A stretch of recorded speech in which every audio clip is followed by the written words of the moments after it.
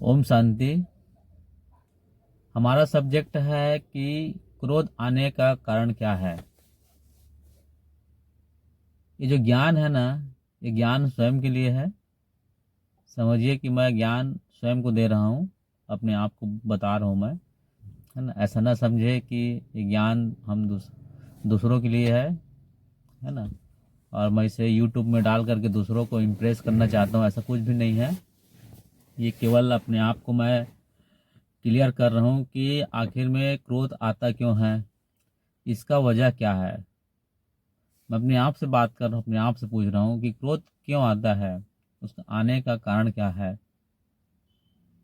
और जहाँ तक मेरा जो एक्सपीरियंस है, मेरा जो अनुभव है, मैंने जो देखा है, मैंने जो सुना है, या मेरे जीवन में या मेरे दिनचर्या में जो क्रोध आता है, उसका कारण क्या होता है।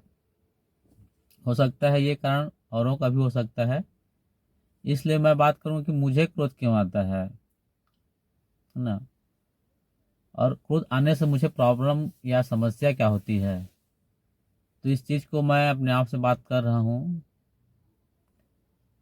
कि क्रोध क्यों आता है।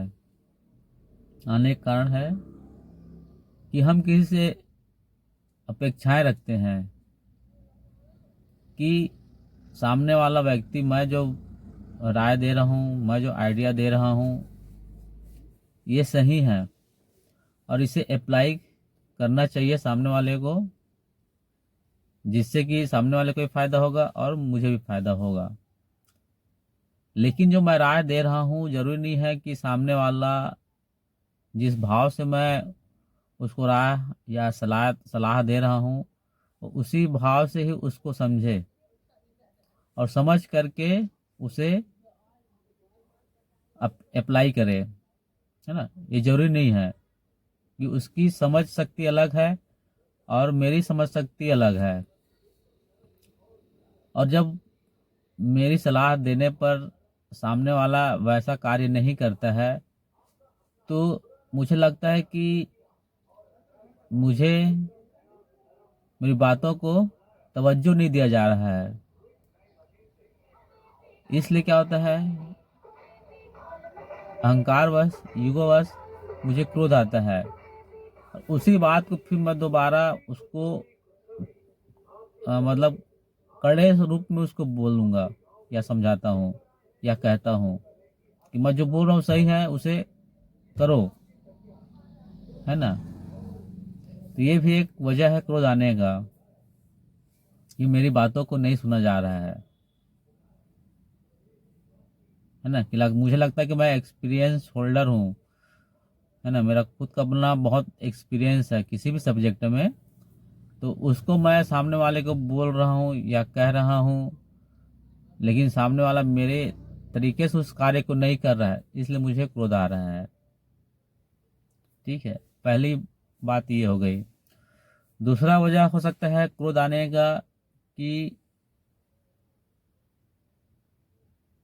घर का कोई भी व्यक्ति हो सकता है, जो मेरा सबसे प्रिय वस्तु कोई चीज़ होता है ना, जैसे घड़ी हो गया, मोबाइल हो गया, बाइक हो गया, इसे वो गलती से, या तो घड़ी नीचे गिर गया, मान के चलते हैं अपन, है ना, उनके द्वारा, सामने वाले के द्वारा घड़ी गिर गई तो टूट गया घड़ी। मोबाइल गिर गया तो मोबाइल में नुकसान हो गया।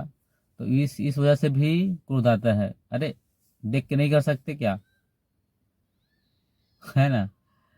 और सामने वाले ने मान लो रिप्लाई कर दिया, अरे मेरी गलती थोड़े ना, जानबूझ थोड़े नहीं किया हूँ। तो एक तो नुकसान कर दिया सामने वाले ने, की वजह से नुकसान हो गया मेरा, घड़ी टूट गया है, मोबाइल टूट गया, और ऊपर से मेरे को जवाब दे रहा है ना। इस वजह से भी मैं सामने वाले पे गुस्सा करता हूँ। ठीक है,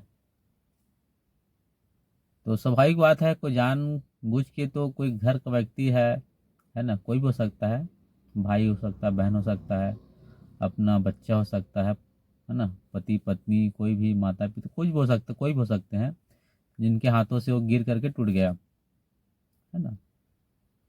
ठीक है भाई, अब टूट तो गया, गिर तो गया, अब मैं उसको डांटूंगा या उस सब्जेक्ट में मैं उनसे, है बातें करूँगा, है ना, लेक्चर दूंगा मान के चलिए, तो जो टूट गया तो ठीक नहीं हो सकता ना। अब उसका उपाय ये है कि भाई उसको बोल दो भाई ठीक कोई बात नहीं, गिर गया, बनवा लेंगे भाई, इसको बनवाना भी पड़ेगा, है ना, फिर से। तो इससे क्या होता है, हम प्यार से बोलेंगे ठीक है गिर गया कोई बात नहीं, है ना, कोई दिक्कत नहीं है, अब इसको तो बनवाना ही पड़ेगा। तो इससे क्या होगा, वहाँ का जो वायुमंडल है घर का, वो क्या आता है, शांत ही रहेगा वो। लेकिन हम गुस्से में बोल दिए, डांट दिए, तो क्या हो गया, एक तो वहाँ का वायुमंडल खराब हो गया घर का, उस स्थान का, प्लस सामने वाले को भी अच्छा नहीं लगा, क्योंकि कोई भी व्यक्ति चाहे गलती जानबूझ के करे या अनजाने से हो उनसे, कोई भी अपनी गलती को स्वीकार नहीं करता, कोई भी हो, है ना। तो सामने वाले का भी मूड खराब, और हमारा तो मूड खराब होगा ही, क्योंकि हमारा सामान टूट गया है ना भाई, मतलब हमारी सोच में वैसी है ना भाई, नुकसान हो गया, तो हमारा भी मूड खराब, और हमने कुछ कह दिया सामने वाले को, तो इसलिए सामने वाले का भी मूड खराब, और वायुमंडल भी तनावपूर्ण।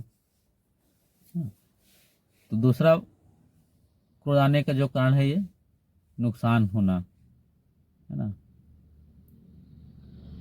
ठीक है। पहला कारण कि कोई हमारी बात को, सामने वाला जो हम कह रहे हैं उसको सुन नहीं रहा है, कर नहीं रहा है, इसलिए क्रोध आता है। दूसरा, कोई हमारा कोई नुकसान पहुंचाता है तो क्रोध आता है ना। तीसरा कारण, कोई हमें नीचा दिखाने की कोशिश करता है, नीचा अर्थात छोटा दिखाने की कोशिश करता है कि तुम छोटे हो, तुम कुछ नहीं जानते, मैं बहुत जानता हूँ, है ना, तुम मेरे छोटे भाई हो, तुम मेरे शिष्य हो, जूनियर हो, है ना, मैं ज़्यादा जानता हूँ, आप कुछ नहीं जानते। तो उस वक्त भी हमें क्रोध आता है, तभी हम कभी बोल देते हैं, जवाब दे देते हैं, या फिर अंदर ही अंदर क्रोध करते रहेंगे, चिड़चिड़ापन आएगा, क्रोध नहीं आएगा, क्रोध को नहीं, सामने वाले को नहीं बोल पाएंगे क्रोध में कुछ चीज़ें, क्योंकि जवाब नहीं दे पाएंगे, क्योंकि हमारा रिस्पेक्टेड पर्सन होता है कोई सामने वाला, है ना, तो बोल नहीं पाते, लेकिन कहीं अंदर ही अंदर हम चिड़चिड़ापन आ जाता है ना, आंतरिक। तो ये तीन कारण लगभग जनरल सभी के ही होते हैं, है ना, मोस्टली ये तीन कारण ही होते हैं क्रोध आने के। ठीक है, अब क्रोध तो चलो ठीक है, आ गया, ठीक है, लेकिन हम इस क्रोध को कैसे समाप्त करें या क्रोध ना आए, ये समझना बहुत ज़रूरी है। दोस्तों, हम जानेंगे अब अगले नेक्स्ट वीडियो में कि क्रोध से हम कैसे बचें,